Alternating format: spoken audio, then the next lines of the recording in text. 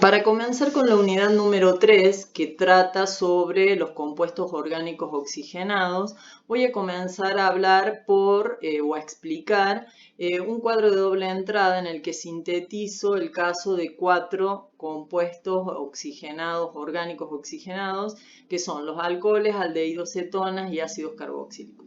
Estos compuestos no son los únicos compuestos orgánicos oxigenados, sino que son algunos, nada más que serían como los principales con los que vamos a trabajar.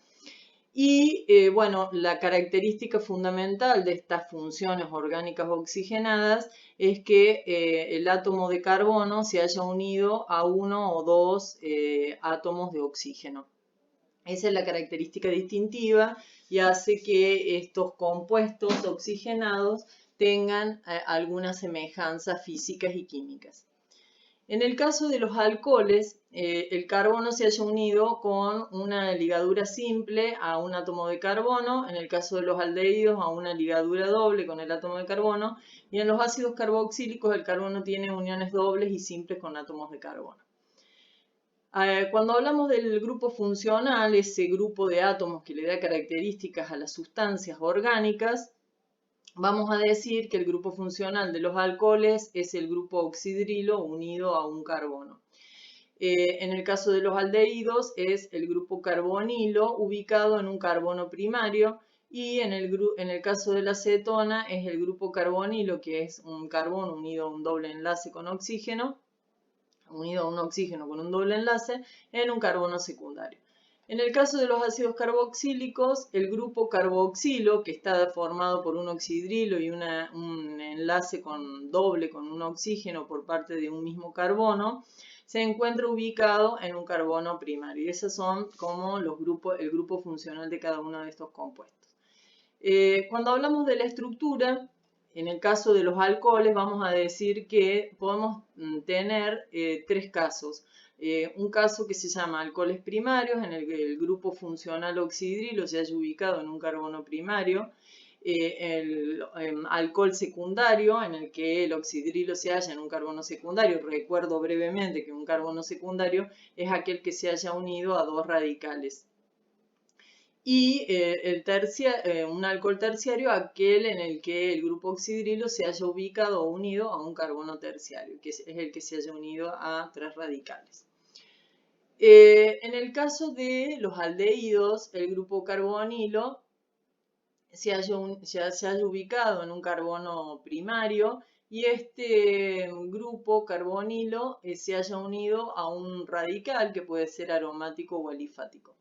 Y en el caso de las cetonas, el grupo carbonilo se encuentra en un carbono secundario, ya lo dije, y ese carbono puede estar unido a 2 radicales que pueden ser iguales o diferentes, alifáticos o aromáticos. En el caso de los ácidos carboxílicos, el grupo carboxilo se halla en un carbono primario y ese carbono puede estar unido a un radical que puede ser aromático o alifático. Bien. Acá en esta parte de la tabla, como clasificación, he puesto de nuevamente, hace referencia en el caso de los alcoholes a la clasificación de alcoholes primarios, secundarios o terciarios, una afirmación que el grupo carbonilo siempre se encuentra en un carbono primario, el grupo carbonilo en la cetona en un carbono secundario y el grupo carboxilo ya se halla sí o sí en un carbono primario. Vamos a voy a hablar brevemente de la nomenclatura. Como ya les mencioné durante la clase, vamos a ver la nomenclatura en forma general y la idea es tomar casos sencillos de nomenclatura porque si bien uno de los objetivos de la materia es que ustedes sepan nombrar y formular estos compuestos, la idea es que se trate de compuestos sencillos porque no es el tema fundamental de la materia o específica de la materia algún compuesto muy particular. Bien. Entonces voy a empezar a explicar acerca de la nomenclatura y vamos a decir que en el caso de los alcoholes se toma la estructura de referencia, la cadena carbonada más larga y continua que contenga el grupo oxidrilo. y el nombre de esta cadena carbonada que contiene el grupo oxidrilo se denomina, o el nombre que adquiere, depende del número de átomos de carbono y deriva del nombre del alcano correspondiente, terminando ese nombre con la letra L final. Con respecto a la nomenclatura, en el caso de los alcoholes, lo primero que se hace es numerar o encontrar primero una cadena carbonada larga y continua que contenga el grupo oxidrilo y se la comienza a numerar desde el carbono más cercano a la presencia de este grupo oxidrilo. El nombre de la cadena carbonada va a ser la del alcano correspondiente según el número de átomos de carbono y se le va a agregar, para diferenciarlo de los alcanos, la terminación L. Con el número que obtuve de dónde está ubicado el grupo oxidrilo se utiliza como prefijo numérico para indicar en dónde se encuentra esa función alcohol, que se la denomina también. Bueno, en la imagen se muestran algunos ejemplos. Por ejemplo, en este caso la cadena carbonada está formada por un único átomo de carbono, así que derivaría del alcano metano y se le agrega la letra O, entonces va a ser metanol en la denominación. En la siguiente, que tiene dos átomos de carbono, que se trata de una función alcohol con dos átomos de carbono, se va a denominar la función etanol. En este, que son 5 átomos de carbono, 2 pentanol, o como muestra la imagen, pentan, y antes de la terminación ol de los alcoholes se le agrega la ubicación de la función alcohol. Esa es otra forma de denominarlo. O ponen el 2 adelante. En los videos que les subí de nomenclatura utiliza este método en realidad, porque considera que la función alcohol no es un sustituyente, sino que es la función principal. En esta otra fórmula tenemos el caso de un cicloalcano con una función alcohol, entonces va a ser ciclohexanol. Y en esta que se muestra también tenemos una función cicloalcano, digamos, de base, de cadena carbonada, pero con 3 funciones alcoholes, así que es un polialcohol y también tiene una ramificación. Por lo tanto, se va a denominar 3-metil, haciendo referencia a la ramificación, ciclohexano 1, 2, 4, triol, haciendo referencia a que hay 3 funciones alcohol. En el caso de los aldehídos, la cadena carbonada también se busca la cadena carbonada principal que contenga el grupo carboxilo y se la empieza a numerar desde este carbono primario que lo contiene, y la denominación consiste en cambiar el nombre de la letra O del nombre del alcano correspondiente a la cadena carbonada por la terminación al. Entonces, como se muestra en la imagen, bueno, este es un aldehído, pero que tiene otro sustituyente como radicales metilo. Si nosotros empezamos a numerar desde el carbono que tiene el grupo carbonilo, 1, 2, 3, 4, 5 carbonos en la cadena principal, 2 ramificaciones o 2 radicales metilo, así que va a ser 4,4 dimetil pentanal, porque la terminación O del alcano se reemplaza por al. En esta otra imagen que se muestra hay 2 funciones aldehído. En los 2 carbonos primarios que tiene la cadena principal hay 2 funciones aldehídos. Y el aromático es un sustituyente, entonces es un grupo fenil. Por eso se llama 2-fenil butano dial, en el caso que tengamos 2 funciones aldehído. A continuación se muestran los aldehídos más comunes y lo que se muestra acá es que los nombres derivan de los ácidos carboxílico derivado, por lo tanto el que tiene un átomo de carbono lo llaman formaldehído. En realidad, según la nomenclatura de la IUPAC, como tiene un único átomo de carbono se va a denominar metanal. El que tiene 2 átomos de carbono se va a llamar etanal. Acá está como acetaldehído porque proviene del ácido acético. y en este caso que deriva del ácido butírico y tiene 4 átomos de 1, 2, 3, 4 átomos de carbono, va a ser butanal. Se muestran otros ejemplos como el benzaldehído, el oxaldehído. Este es digamos, un compuesto que se lo conoce mucho porque deriva del ácido oxálico en realidad y como ácido oxálico es, digamos, la denominación es la más común que se utiliza, lo mismo que pasa con el ácido benzoico. Vamos a el caso de, o la nomenclatura de las cetonas. En el caso de las cetonas, se busca la cadena principal más larga, se empieza a numerar desde el carbono que se llama más cercano al grupo carbonilo, y lo que se hace es a la cadena carbonada, al nombre del alcano que se obtiene según el número de átomos de carbono, se le reemplaza la terminación O por ona. Y en el caso que sea un anillo bencénico, a la cetona esa se la va a denominar fenona. Bueno, en esta imagen se muestran algunos ejemplos como la hexan 2-ona o yo la denominaría 2-hexanona, la ciclopentanona, la 3-metil pentan 2-ona o podría ser la denominación 3-metil 2-pentanona. Digamos, es aceptable de las dos formas. Y en esta se muestra el caso de la presencia de dos funciones cetona y por eso se va a llamar hexano 2,5-diona. Diona se referencia que hay dos funciones cetona.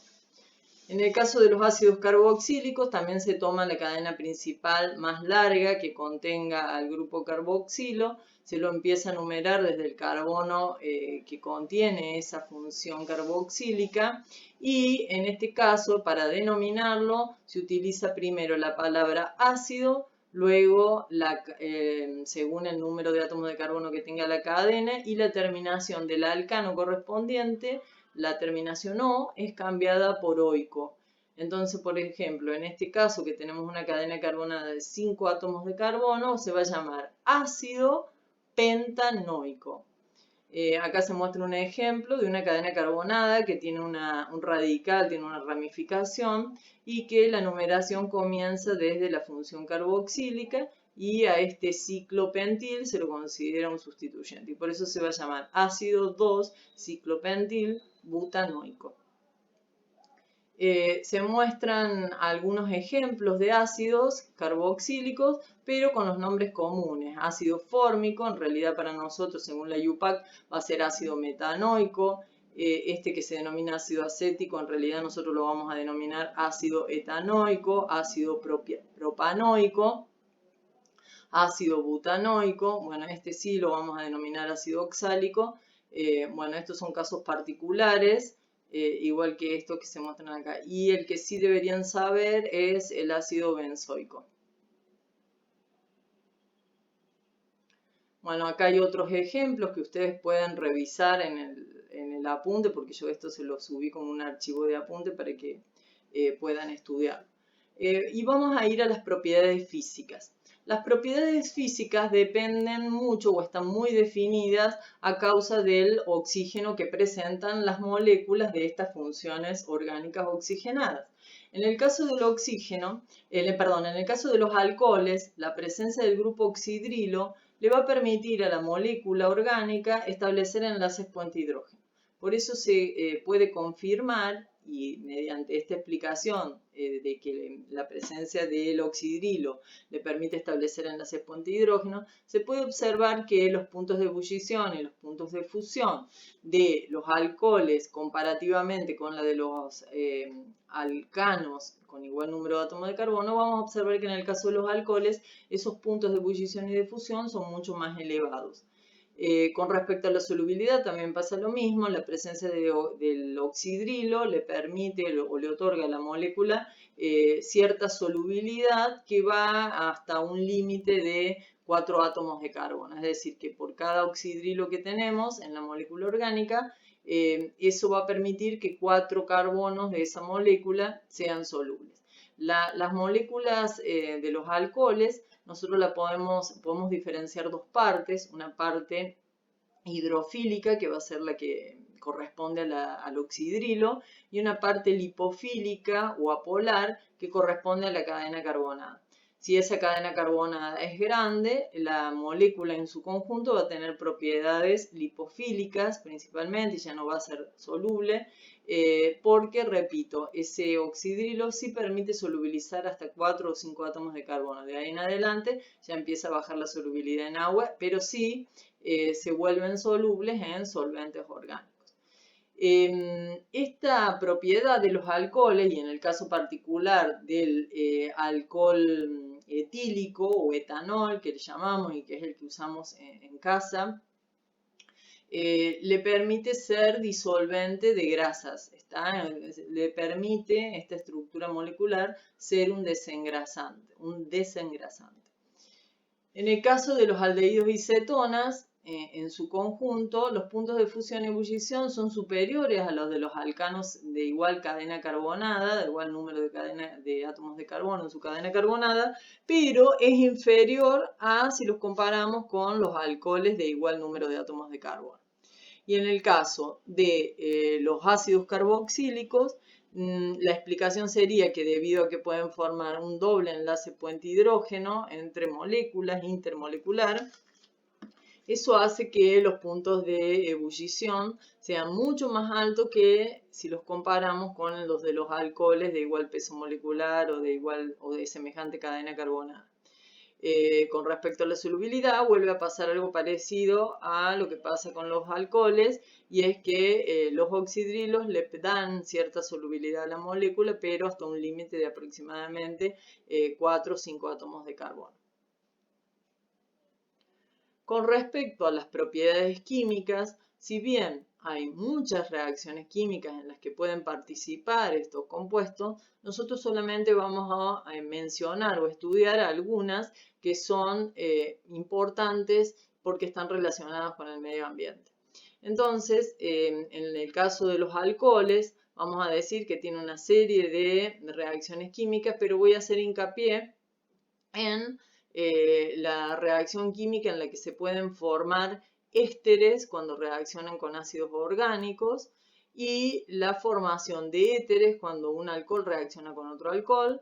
Y otra de las reacciones, que sería como la más importante, es la reacción de oxidación de los alcoholes, que gracias a esta reacción química los alcoholes primarios se transforman en aldehídos y los alcoholes secundarios se transforman en cetonas. En el caso de los aldehídos y cetonas, vamos a mencionar únicamente, voy a hacer hincapié únicamente también en las reacciones redox en las que participan, y vamos a decir que los aldehídos, cuando se oxidan, dan ácidos. Las cetonas, cuando se oxidan, se parten sus moléculas y generan dos ácidos carboxílicos, y en el caso de que se produzca una reacción de reducción, lo que vamos a obtener van a ser alcoholes. Si es un aldehído, un alcohol primario; si es una cetona, un alcohol secundario. En el caso de los ácidos carboxílicos, hay una serie de reacciones químicas que voy a mencionar, ya más numerosa que en los dos casos anteriores, y la primera corresponde a su comportamiento ácido debido a la disociación que sufre y liberación de protones del ácido carboxílico. La parte del oxidrilo libera ese protón y eso le da características ácidas a la molécula, y por lo tanto, como actúa como ácido, también se produce la reacción química de neutralización con bases o metales formando sales.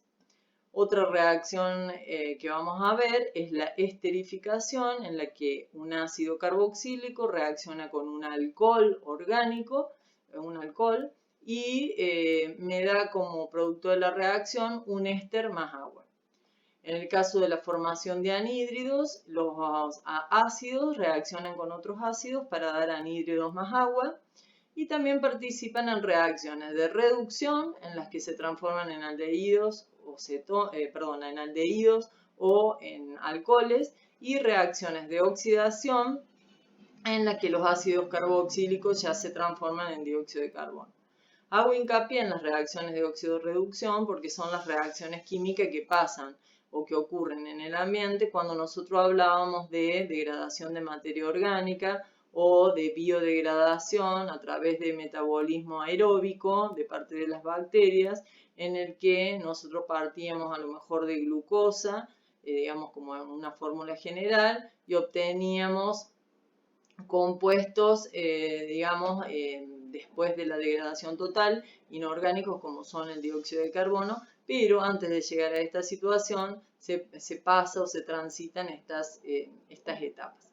Les voy a mencionar otro ejemplo con respecto a las reacciones de oxidación, y es el caso del etanol o alcohol etílico, que es el que tenemos en nuestras casas cuando utilizamos o formando parte del alcohol puro que le llamamos en casa. También forma parte de las bebidas alcohólicas, y todo o la gran mayoría de las personas han podido comprobar que cuando una botella de vino pasa un determinado tiempo, decimos que se pica. Y en realidad esa palabra decir que se pica es que este etanol, este alcohol, se ha oxidado y ha pasado a ser un compuesto ácido que si teníamos etanol, lo que vamos a obtener es ácido etanoico.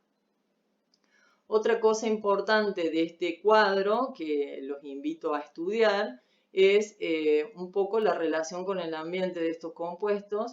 Acá estaba en forma muy general, después en el apunte lo tienen más desarrollado, y es que el alcohol que se obtiene por un proceso, se puede obtener por un proceso fermentativo.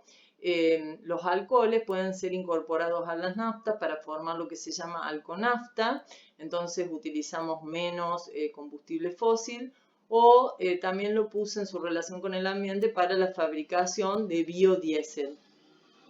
La fabricación de biodiesel, en realidad lo que hacemos es utilizar un alcohol que es el metanol para producir una transesterificación. Ya lo vamos a ver más adelante.